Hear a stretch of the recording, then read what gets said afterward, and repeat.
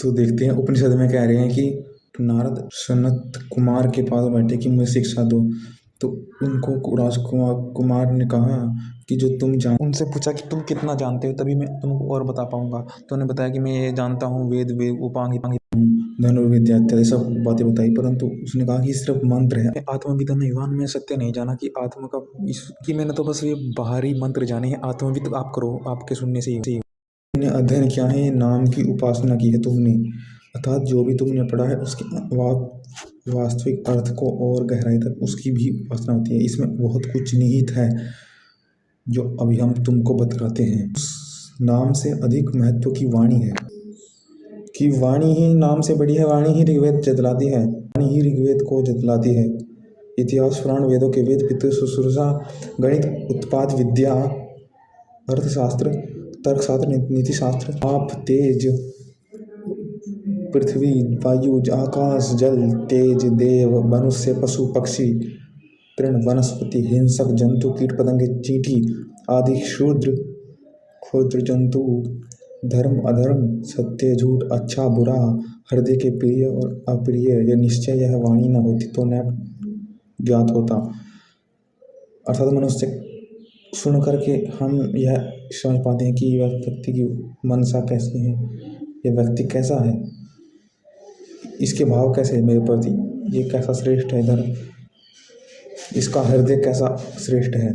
क्योंकि अन्न हर मन वही तो है कि हृदय कितना अच्छा है, अग्नि का तेज कि हृदय कितना हमारा साथ देगा, हृदय इसका कितना विशाल है या नहीं। वो कहते हैं ना कि मन दर्पण होता है, अर्थ खाए हुए का जो भी हमने सीखा, जो भी हमारे में गुण आए, अर्थात अन्न से ही तो मन बनता है। तो जैसा अन्न वैसा मन का भाव कि कितना गुण कहाँ तक पहुँचा है, किसका हृदय कितना विशाल है, कितना धर्मवान व्यक्ति है, कितना अच्छा है, कितना बुरा। वाणी हमारे अच्छे बुरे का कुछ अंश मात्र है। वाणी से आगे फिर आएगा मन। तेजयुक्त मन नहीं, मन तेजयुक्त है, तेज वाला मन नहीं है, मन तेज वाला है। इसलिए तो वह उसमें जो गुण होते हैं मन में, मन तेज वाला है, अर्थात तेज वाला गुण है उसमें। मन अपना कार्य कर रहा है तो वो बनाएगा इसलिए क्योंकि वह तेज और जल्लू की महत्वता पता कर पाए। मन को नहीं जानना, मन से गुणों को जानना है। इसलिए तो कहा गया है कि वाणी से उत्तम फिर मन है। अर्थात भले ही वाणी तेजयुक्त हो, भले ही वाणी तेजयुक्त हो, परंतु वो मन को नहीं दर्शा पाएगी। मन को तेज से ही जाना जा सकता है कि पहले तेज क्या है, जल क्या है, मन से उत्तम क्या है। जो उत्तम है उससे ही मन को जान सकते हैं, उत्तम से निकृष्ट को जान सकते हैं। वाणी तो मन का तेज रूप है, तेज रूप सत्य नहीं है, रूप नाम मात्र है, सत्य तो तेज है। वो तेज जानोगे तभी मन को जानोगे कि ये कैसा रूप वाला है, अलग है। परंतु ये कैसा है, वो अलग है क्योंकि ये समझ रहा है अपने आप को कुछ, परंतु ये है आत्मा, ये रूप अपना रूप देख रहा है अपनी शरीर का, परंतु है वह तो सिर्फ रूप से पता चलता है कि इसकी मंशा कैसी है, कि इसके भाव कैसे, इसलिए गलत है। तो सत्य क्या है? सत्य वह है जो आत्मा में दुख नहीं देती। वाणी से पता लगता है क्या समझ रहा है, परंतु है क्या वह? मन का वही भाव है कि तेज सत्य है, जल सत्य है, जो भी है गुण ईश्वर ने बना के प्रकृति पृथ्वी तत्व इत्यादि जानने के लिए कि वह ब्रह्म कैसा है, क्योंकि उस आत्मा से तो तेज बना है। अब देखते हैं उत्तम उत्तम। अब वाणी से उत्तम मन की बात कही गई है कि मन गति जहाँ तक, देखो मन पहले वाणी की जो उत्तमता तक पहुँच जाता है वह जहाँ तक वाणी जाती है, अर्थात वह स्वेच्छ आचार करता है। वाणी से जो वो बोलता है वह प्राप्त कर रहा होता है इत्यादि भाव जहाँ तक जाता है वाणी, वहाँ तक उसकी पहुँच होती है। उसका उसकी एक जज्बा जिसकी पहचान होती है, जिसकी वाणी समाज में उसकी उत्तम पहचान होती है, जिसकी वाणी को जान लेता है जो। अब देखते हैं मन, जो मन को जान लेता है वह उसकी स्वेच्छाचार मन को बड़ा जानकर काम में लाता है, उत्तम आचरण कर रहा होता है, उसे लोग सुखी वास्तविक सुखी मानते हैं। जो मन को जानता है, जहाँ तक मन की गति होती है वहाँ तक वो जा पाता है, स्वेच्छा आचार, स्वेच्छा से आचरण कर पाता है। अब देखते हैं मन वाच वाव, मन ही वाणी से बढ़कर है। जैसे वो आंवले दो बेरों अथवा दो बहड़ों को अनुभव करती है, वैसे ही मन वाणी और नाम दोनों को अनुभव करती है। नाम मात्र है, रूप मात्र है, वाणी मात्र है, मन दोनों को अनुभव कर देती है।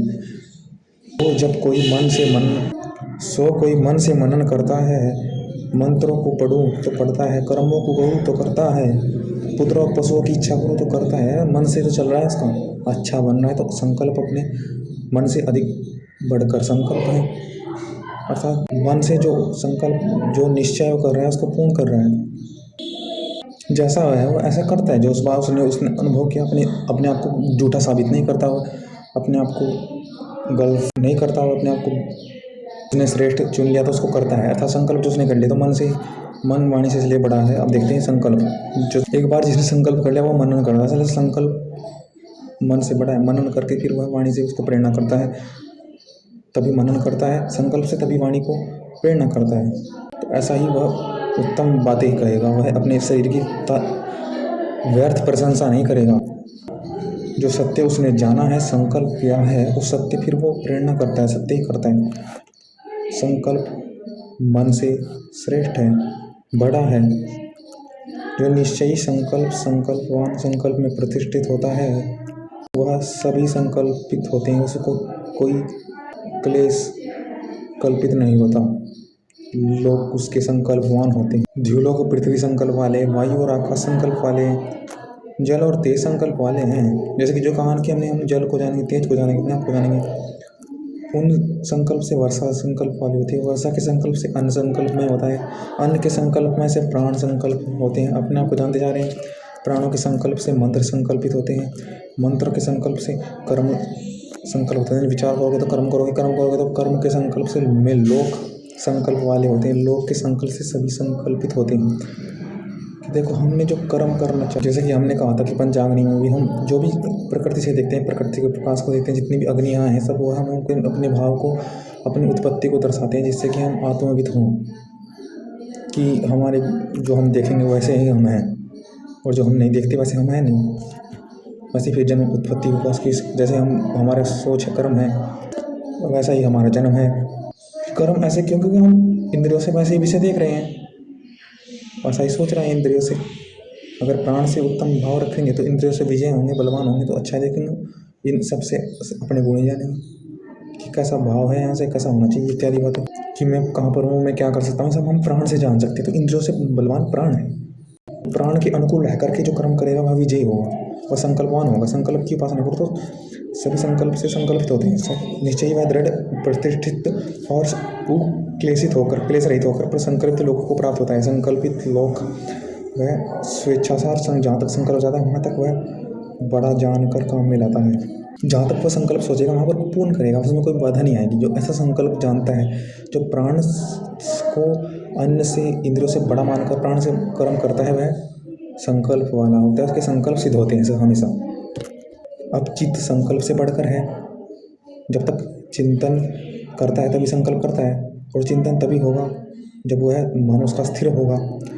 क्योंकि मनन करता है तभी वाणी को प्रेरित करता है। वो कैसे होता है?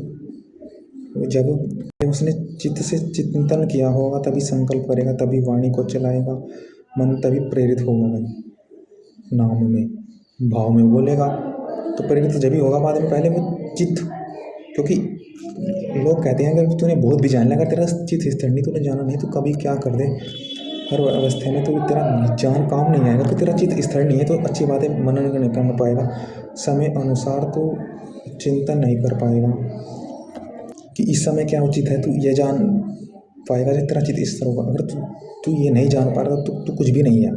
तो बड़ा ज्ञान होते हुए भी अगर तू तेरा चित्त नहीं है तो तेरे पास ज्ञान का लाभ नहीं, क्योंकि ज्ञान से तू अविद्या में फंस जाएगा। क्योंकि क्योंकि उस ज्ञान की तेरी अविद्या बन जाएगी। तो उसे लगा जो थोड़ा जानता, कि जो थोड़ा जानने वाला भी अगर चित्त स्थिर है वो जानता है। जिसका चित्त स्थिर है वह प्रतिष्ठित होता है, क्लेश रहित होता है। जहाँ उसका चित्त जाता है वहीं पर वो अपने चित्त के चिंतन को सफल कर पाता है। जो चित्त की उपासना करता है, चित्त ही आत्मा है और चित्त ही की प्रतिष्ठा है। चित्त की उपासना करता है जो चित्त बड़ा मानकर वहाँ तक जाता है जहाँ चित्त उसका सत्य तक ले जाता है, सोच पचता है, जो चिंतन कर पाता है सफल होता है इत्यादि। अब चित्त से बड़ा है पृथ्वी ध्यान है। अगर किसी के पास ध्यान ही नहीं है तो क्या मनुष्य का क्या महत्व उसका। जो ध्यान की प्राप्ति मानो एक कला है, जो हमें अगर जिस पे ध्यान नहीं वह उपद्रव करेगा, चोरी करेगा। और जिसके पास, अरे पृथ्वी भी ध्यान कर रही है, मानो पर्वत भी मानो ध्यान कर रहे हैं, या जहाँ महत्व प्राप्त करते हैं जो मनुष्य है वह भी ध्यान इत्यादि ध्यान की प्राप्ति की मानो एक कला है। उनमें थोड़ा सा ही अंश भी हो ना ध्यान का तो अच्छा सोच पाएंगे। में ध्यान के अंश से ही प्रतापवान हो रही है। में ध्यान को बड़ा मानना है तो बड़ा चिंतन कर पाएगा, लाभ कर पाएगा अपने लिए, तो ध्यान से बड़ा हो गया। अब ध्यान से बड़ा विज्ञान है, विज्ञान से बड़ा बल है कि अगर पृथ्वी भी तो बल के सहारे ही टिकी हुई है। अगर किसी का बल नहीं होगा तो अधिक विचार कुछ भी नहीं कर पाएगा, अधिक कार्य नहीं कर पाएगा, समाज के लिए सेवा नहीं कर पाएगा, क्षमता नहीं होगी इसमें। अगर बल होना चाहिए ना कुछ करने के लिए, अरे निरंतर अभ्यास के लिए तो बल चाहिए होगा, अरे बुद्धि को तीव्र करने के लिए तो बल चाहिए होगा। तो विज्ञान से बड़ा बल है, सबसे बड़ा बल चित्त से बड़ा ध्यान, ध्यान से बड़ा बल, बल से बड़ा विज्ञान, और विज्ञान से भी बड़ा है अन्नवान होगा जिसमें विशेष ज्ञान होगा। अरे जब खाएगा नहीं तो क्या देखेगा, क्या जानेगा, क्या चिंतन करेगा। तो उससे बड़ा अन्न से बड़ा जल है। वही तो अन्न, जल को जानोगे तो इत्यादि जो ईश्वर ने बनाए हैं उनको जान करके फिर अपने आप को जानोगे। अरे जल है, जल अगर जल ना हो तो अच्छी वर्षा ना हो, फिर जीवन कैसे चले भाई। अन्न तो कैसे बड़ा होगा अगर किसके पास जल है, और जल है, जल से बड़ा फिर तेज कहा गया है कि भाई तेज होगा तभी तो अन्न अच्छी तरह पकेगा। जल प्राण का भी रूप है, एक तरह से सूक्ष्म रूप, बड़ा रूप है प्राण, अर्थात जिसके प्राण वश में रहेंगे। हमने पहले भी इस विषय में बात की से बढ़कर है।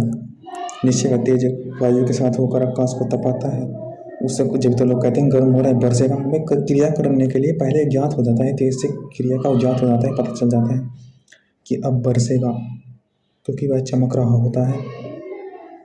वो क्रिया को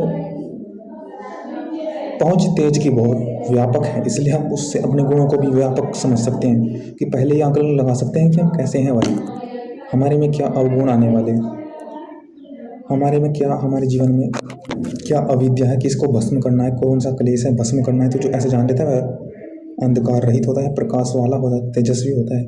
क्या मेरे में कमी है उसको दूर करता है, क्योंकि तेज ही जल से बढ़कर है। जल खाओ, अन्न खाओ, तेज युक्त हो, प्रकाश युक्त हो। आकाश ही तेज से बढ़कर है। देखो बहुत इस उपनिषद में बात है, आप इस उपनिषद को पढ़ना, 7वां प्रपाठक। आकाश से बढ़कर स्मृति है। स्मृति, अगर स्मृति नहीं होगी तो कैसे, अगर आकाश ना हो तो अपने विचार कैसे फैला पाएंगे। अगर कोई बैठ जाए ना कोई सुनेगा, ना कोई बोलेगा, ना अपने कुछ जानेगा। आकाश में ही सब उत्पन्न होता है, जानता है। अब बात आई प्राण उत्तम है आकाश, तो वही बात है जो स्मृति तो